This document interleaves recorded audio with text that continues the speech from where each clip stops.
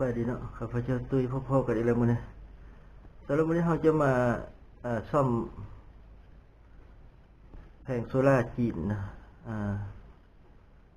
ตอนนี้เราจะมาเว้าถึงไมโครชิปเลยเนาะไปจะได้ให้เราไปซ่อมพร้อมกันเลยเนาะสำหรับแผงโซล่าร์จีนนะโซล่าร์เซลล์ของจีนนี่อุปกรณ์อินเทอร์เฟซเซอร์คัทมันก็น้อยเดียวเนาะ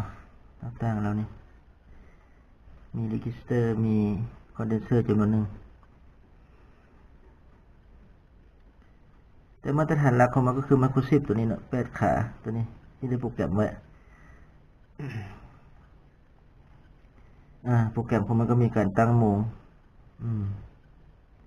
ตั้งปิดเปิดเท่านั้นชั่วโมงเนาะแล้วก็เป็นการปิดเปิด on off แล้วก็สร้างการให้ออนหรือว่าต่อไฟในเวลาที่หมดแสงสว่างเพราะว่าอยู่ใน receiver อยู่ในอินฟราเรดของตัวนี้ก็มีสภาพว่าเป็นไลท์เซนเซอร์พร้อมก็คือเวลาแสงสว่างหมดมันก็จะต่อไฟเวลามันแจ้งมันก็จะแผงโซล่าร์ก็จะผลิตไฟแล้วก็จะสร้างให้ออฟไฟก็คือปิดไฟอะไรกันเนาะแต่ถ้าเป็นไลท์เซนเซอร์ที่อยู่ในอุปกรณ์ต่อเซตดอก220นั้นจะมีเป็นเขาเรียกว่าเป็นรีจิสเตอร์เป็นไลท์เซนเซอร์เวลาไฟมันแห่งดันไฟมันเพิ่มขึ้นเวลาแสงสว่างเนาะแสงสว่างเพิ่มขึ้นนั้นความต้านก็จะเพิ่มขึ้นเป็นอันสงไขนะซึ่งไฟเดินบ่ได้นะครับปรากฏว่ารีโมทเพย์นะตัวนี้เป็นรีโมทของซันบอกมันขึ้น frequency มันขึ้นความถี่มันจะถึกปุ่มหนึ่งนี่เป็น on off นี่จะถึกปุ่มนี่นะฉะนั้นเราเปิดลองใช้งานดูมันจะถึกปุ่ม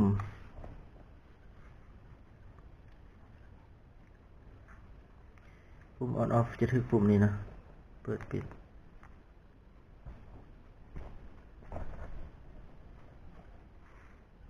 นะ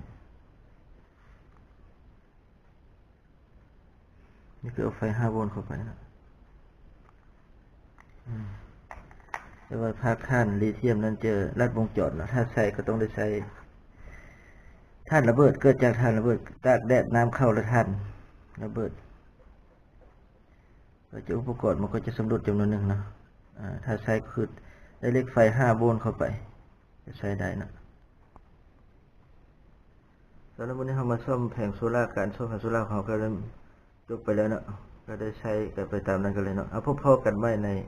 ช่วงต่อไปท่านวันนี้สบายด